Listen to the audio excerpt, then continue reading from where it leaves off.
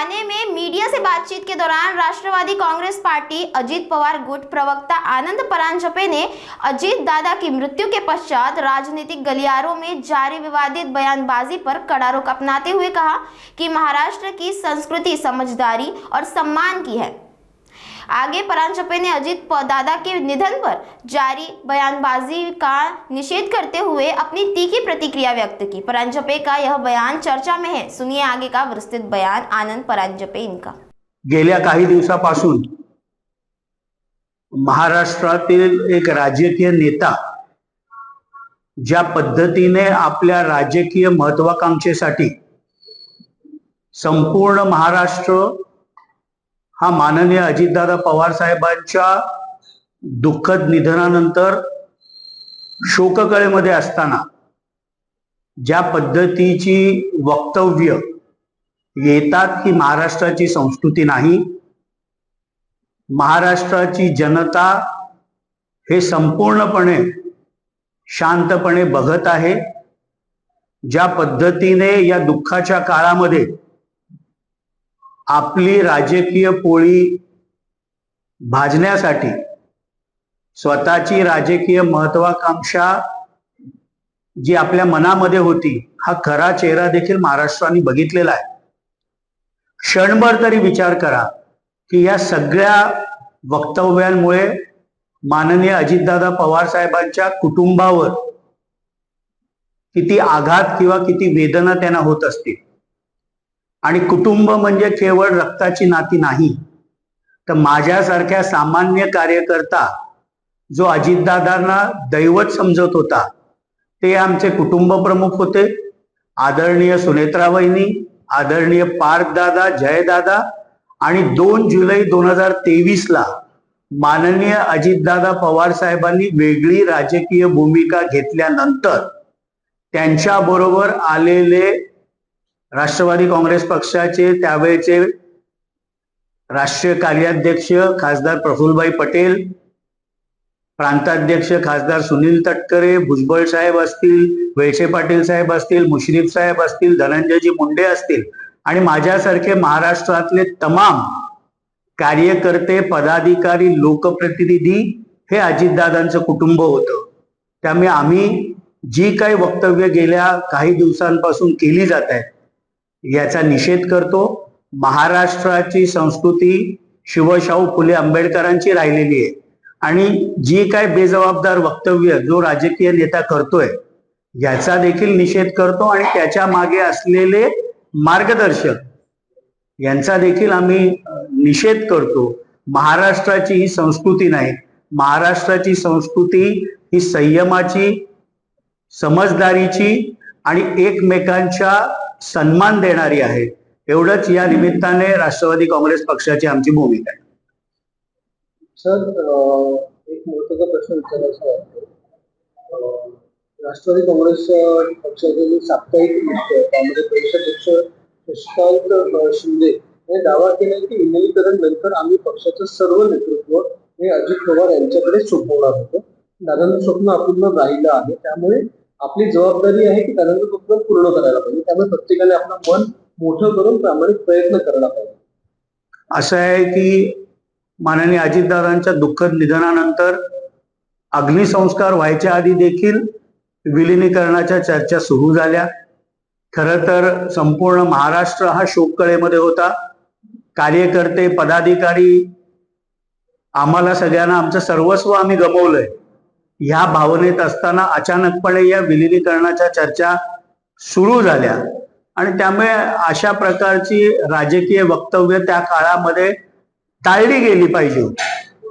Sir, आपण ज्या पद्धतीने अजित पवार यांच्या अपघातानंतर कुठेतरी रोहित पवार यांनी आरोप केला होता की हा घातनंतर अपघातानंतर घात वाटेल, तर त्यामुळे कुठेतरी आता अजित पवार गटामध्ये दोन गट निर्माण झालेले आहेत। कारण अमोल मिटकरी ज्या पद्धतीने वक्तव्य करत आहेत त्यामुळे सुनील तटकरे यांची कुठेतरी नाराजी दिसून येत आहे।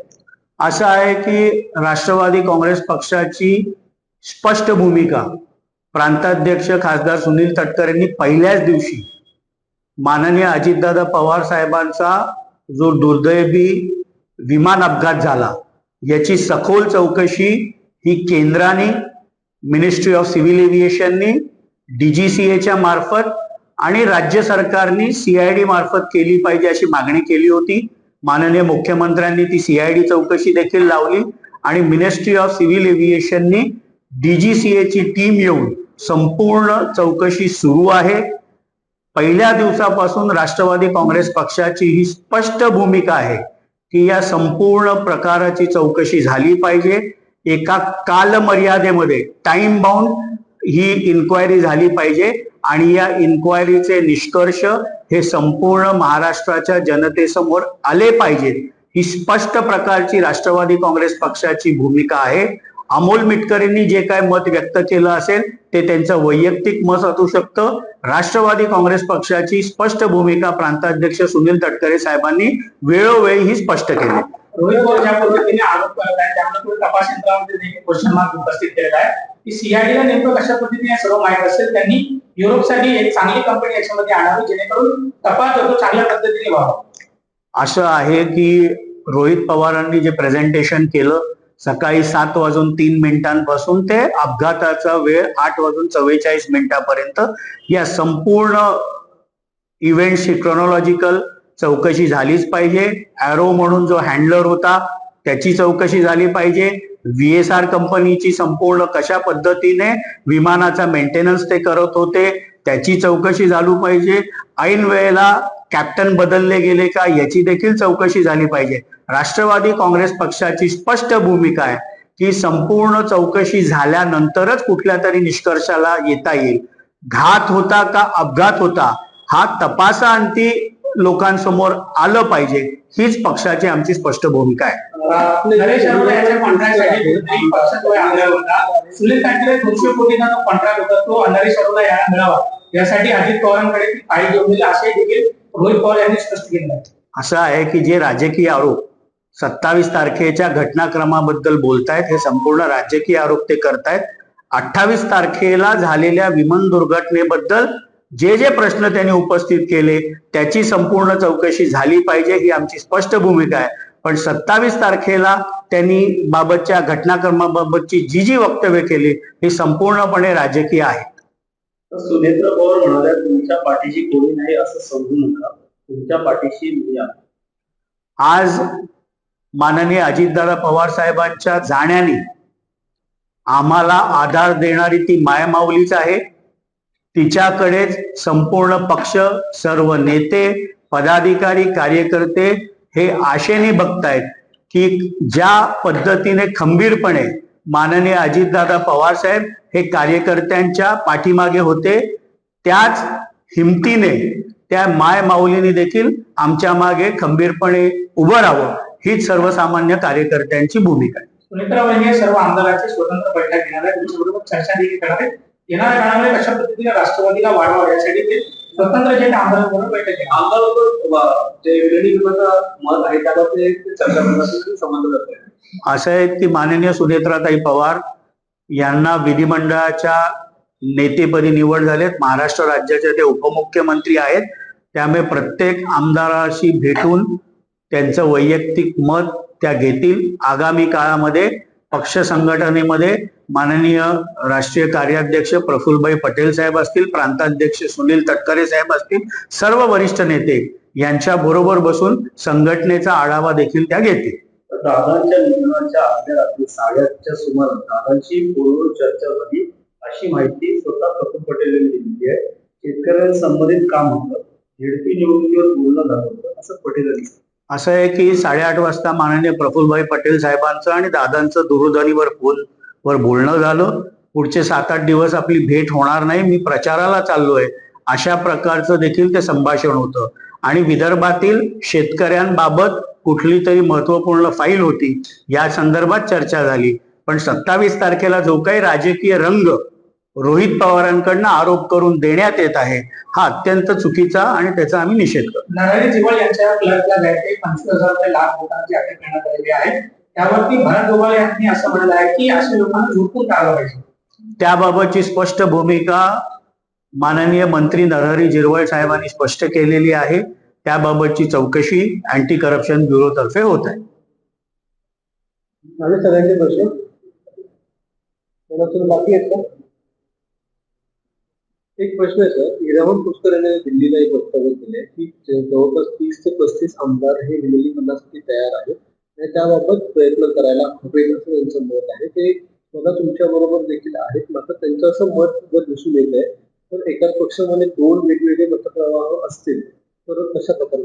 असं आहे की विधिमंडळ पक्षनेतेपदी माननीय सुनेत्राताई पवार यांची निवड झालेली आहे. त्या आता उपमुख्यमंत्री आहेत. त्या प्रत्येक आमदाराशी बोलून याबाबतचा चर्चा करतील. पण याबाबतची स्पष्ट भूमिका प्रांताध्यक्ष खासदार सुनील तटकरे साहेबांनी जी माध्यमांसमोर एकदा नाही अनेकदा स्पष्ट केली, तीच राष्ट्रवादी काँग्रेस पक्षाची आमची अधिकृत भूमिका आहे. परमवीर सिंग जे आधी ठाण्याचे आणि मुंबईचे सीपी होते त्यांच्याबद्दल अनिल देशमुख यांनी आरोप केलेले आहेत की परमवीर सिंग यांनी मी गृहमंत्री असताना माझ्यावर खोटे आरोप करून मला बदनाम षडयंत्र रचलं होतं. त्याच परमवीर सिंगाचे भ्रष्टाचारी कारणामे आता एका माध्यमात समोर येतात आणि म्हणूनच लीलावती रुग्णालयाने देखील त्याला अपमानास्पदरित्या बडतर्फ केलेला आहे. त्यामुळे त्याचं चारित्र्य महाराष्ट्र समोर येतं. त्याच्या पापाचा धडा आता भरलाय असं अनिल देशमुख यांनी आरोप केला. असं आहे की मुंबईचे आयुक्त असताना माननीय अनिल देशमुख साहेब हे गृहमंत्री होते. त्यावेळेला देखील आरोप प्रत्यारोप झाले होते. या संपूर्ण प्रकाराची चौकशी चालू आहे. नुकतंच लीलावतीच्या ट्रस्टमधनं त्यांना काढण्यात आलं. याबाबत चॅरिटी कमिशनरकडे ते अपील केलेलं आहे. पण परमवीर सिंग हे कायमच वाद्याच्या भोवऱ्यामध्ये राहिलेले IPS ऑफिसर. संजय राऊत असलेले मंडळी देखील आरोप प्रत्यारोप करत आहे मृत्यू संदर्भात. त्यामुळे चौकशी असं म्हणणं आहे की रोहित पवारांनी सगळे पुरावे जे आहेत ते दिलेले आहेत.